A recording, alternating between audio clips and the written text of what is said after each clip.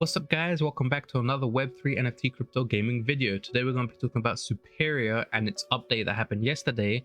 We're going to be covering the new map and the balance changes to powers and weapons, so let's get to it. If you guys want to know where the patch notes are, they're in the Gala Games Discord, and if you head over to Superior build notes, and then it will be the latest post here by Drifter.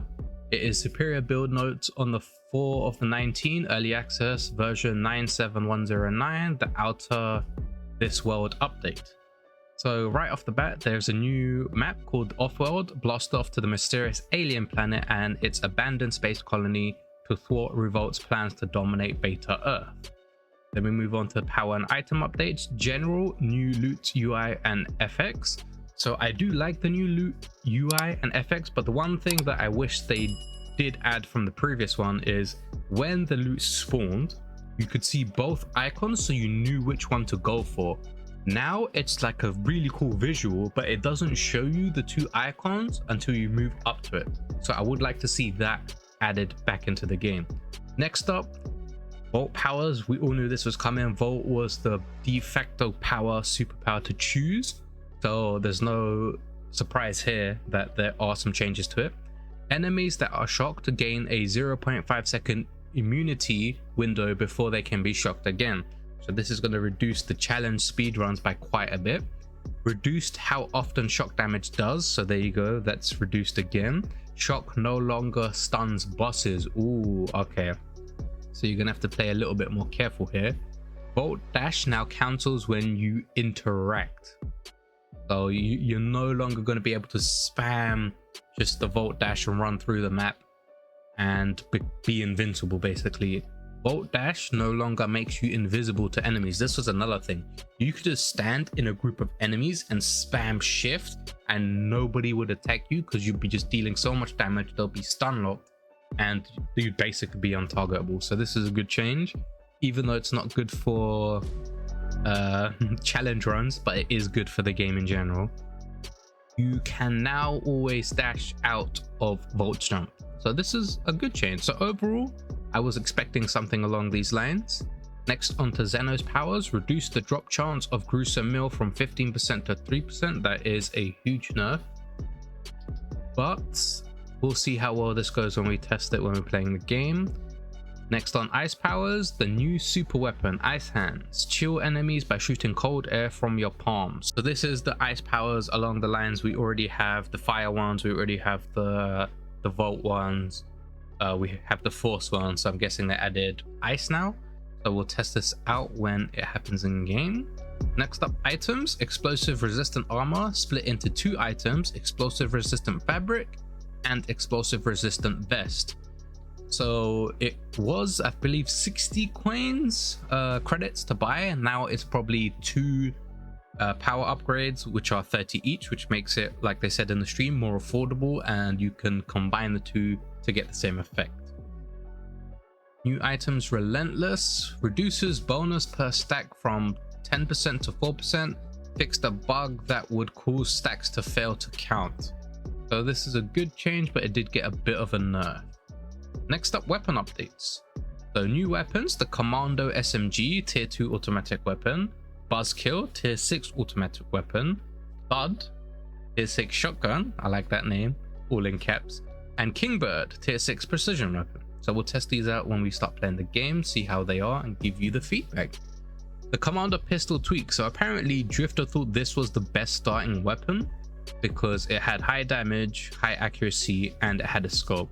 So the changes that are: Commander's pistol hip fire accuracy penalty increased, so you can no longer just hip fire without aiming, you have to zoom in. We'll see how well how the changes affect the hip fire. Commander's pistol aim error after firing multiple shots increased. Ooh, okay. Commander pistol magazine capacity reduced from 15 to 12. So overall, a general nerf for this weapon. Other, replaced references to deploy with turret, removed superior DMR, superior shotgun, and superior SMG. So they removed these weapons, added these weapons, and they've updated the references for turret, so it should be easier to attack bosses and enemies. Sometimes you'd spawn a turret and they'll just stand there and just like move around and not attack anything. So that's a good change.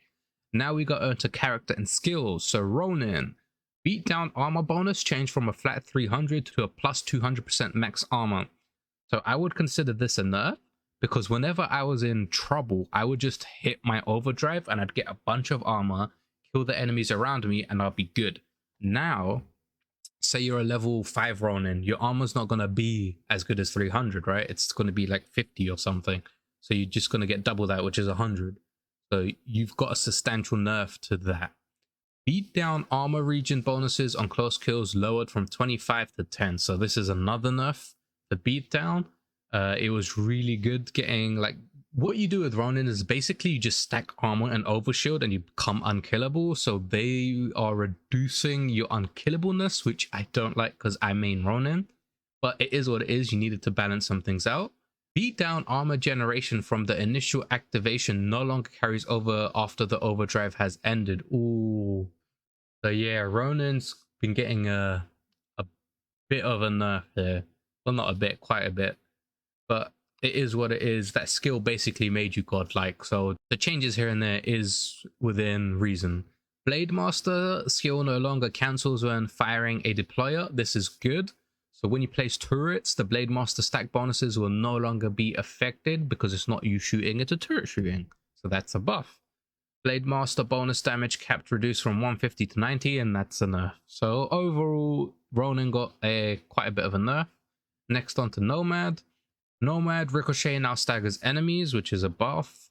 One in the chamber now affects rocket launchers and grenade launchers, which is another good buff. Improved orbital laser tracking in the bunker and other close quarter areas, buff. Enemy shield weak points are now targetable by auto aim. So overall, Nomad got a good buff. Nomad needed the buff because it was not competing with Ronin or Murmur in the challenge rankings, and overall I prefer playing Murmur and Ronin. So we'll check to see if Nomad can compete with those two now. Murmur, I'm guessing it's going to be nerfs just like Ronin. So replace starting pistol with SMG, replaced upgraded Peacemaker with Commando SMG, removed juiced holograms. So I believe juiced holograms is the skill that gives your upgrades to your holograms as well, but that was really strong and it was just destroying bosses. I need to ask Chaos about this because he plays Murmur and he knows more about it. But now you get a new skill called Distraction, gain a plus 10 flank damage and a plus 10 damage reduction for each hologram you have active, and they've moved some skills around on the skill tree. So overall, I guess if this is considered one of the main skills, it would be a nerf, but we'll wait and see. Now onto other updates. Reduce the chance for gig rerolls to drop. That is not good. Well, that is good, kind of, because if you can get other things, it would be better, like preferably food. Updated the HUD visuals, which was good. They look pretty smooth, apart from the one thing I said before. Items and power kiosks now expand to show more items and power. That's great. Improved ally bleed out visuals. That is good. Improved visuals on snack lunch boxes. Yep. I don't like that you have to press E to get it though. I like the old version where you could just, like, the visuals look amazing, but I want to run over it to pick it up. I don't want to have to stop in a challenge run to pick it up to waste a couple of seconds, because I always want the food, but I'd prefer it with the new visuals with the old way where you could just run over it and you collect it. Challenge runs now record your score if you abandon the run. This is a good thing because sometimes you just have to bounce, and it's good to know your benchmark. Overmind will now spawn slime scrap. Ooh, so Overmind's fight will be a little bit more harder. The dash melee attack is now activated by tapping dash during a melee attack. Previously it was dash then melee. So I've tested this. It feels a bit weird because I'm used to the old way where you dash and then melee. But if you melee and then press shift, you do the animation. And then if you dash and then melee, you do the previous melee animation, which is like you dash first and then when you get to the stop, you melee. Whereas this, you press melee and then you can dash. Loot drops will now avoid spawning on top of cars and other game props. So this is a good change because sometimes when you killed bosses or enemies, items would spawn and you wouldn't be able to pick them up. So good change. Turrets now scan a full 360 degrees, enabling them to attack players approaching them from any direction. This is good. Before you had to place a turret facing that direction you wanted it to shoot. Now you could probably just place it and it could attack everything around. So this is a really good change. I really like the turret changes. Reworks to scramble to prevent trying to climb up onto invalid geometry. This is good. This is good physics change. Just like when you climb up things and you just bump back down, and then when you go out of terrain and you get stuck. So any of those changes are welcome. General performance improvements, always welcome. Now we move on to bug fixes. Fix the bug where multiple XP multipliers would not always stack as expected. This is a good change. So when you use your food, that gives you 100% XP, 25% XP. It should stack properly now with your NFT character and the multiple XP sources. Fixed a bug related to tally total XP on mission wrap-up. Very good. Improved AI aggression and tracking of players, especially in dead superior missions. Good.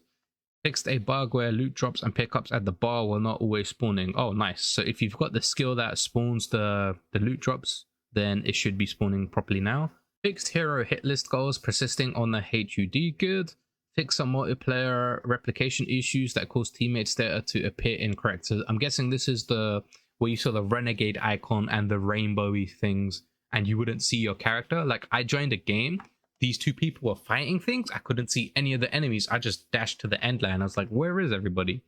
Fixed multiplayer issues where sometimes players could get stuck on the black screen in quick play. I have heard of this issue. I didn't have it, so it's good. Fix cinematics to have smoother transition. This is another good change. I would like to see ability to skip boss like cinematics. Like I've been fighting brute force, overmind, revolt so many times. I know. Oh, and the growth. I know the intros. I'd like an ability like in the options to just skip if possible. Fixed an issue a wind up might never wake up in a duo boss fight. So yeah, I've had this where you could just wail on wind up and you could just kill the boss without him actually retaliating. So that's a good change. Fixed issues in social menu that was causing your camera to lock after teleporting. I haven't had this change, but good that they fixed it. Fixed not being able to refund a skill that is unlocking a skill with multiple dependencies. What? Fixed not being able to refund a skill that is unlocking a skill with multiple dependencies. Okay.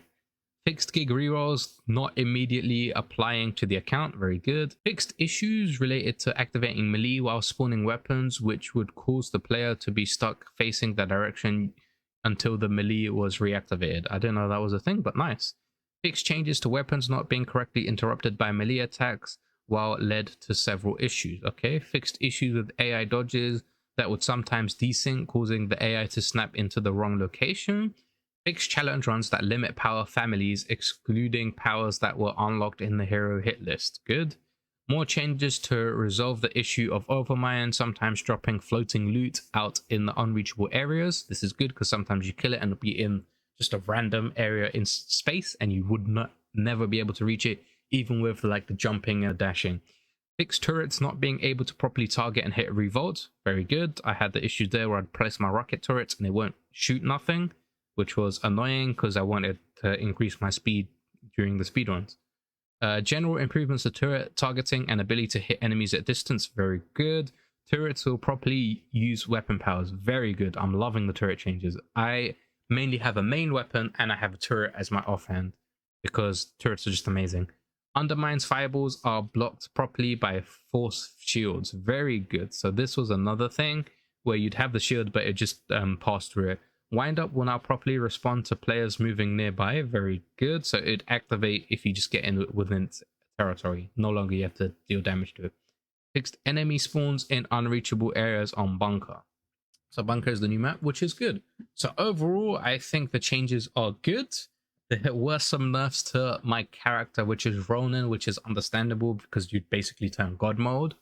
And Murmur, I think, currently is the top NFT character, then Ronin, then Nomad, in that order. But we'll see what happens in the future. I have played a couple of games in the new map, and it is visually stunning. I can't wait to see if there's a new boss and a few other things. But yeah, that was the patch notes. This is the audio version for you guys that don't like to read. You can just click on this video and listen to it. Just let it play.